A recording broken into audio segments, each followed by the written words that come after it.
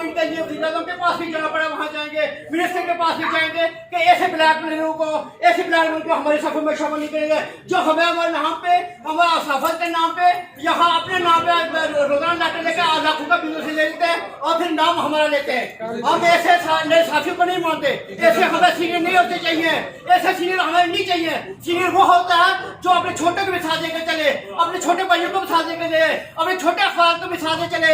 ये खुशनुमा अली खान है ब्लैकमेलर, ब्लैकमेल करके सिर्फ अपने स्टैंड को लेता है, 10 डिग्री लेके रखे हुए हैं। हम इसकी कट्टर मुसावत करते हैं, हम इनका माफा करते हैं। हम भी ये सबसे गुजारिश रख सकते हैं कि ऐसे लोग जो आपके पास बैठ जाते हैं, लाखों करोड़ रुपए का बिजनेस लेके चले जाते हैं और ये हमारे हक में ताकत डालते हैं, हम इनको यहाँ से बाहर नहीं जाने देंगे। हम इनको हंस के का माफा करेंगे।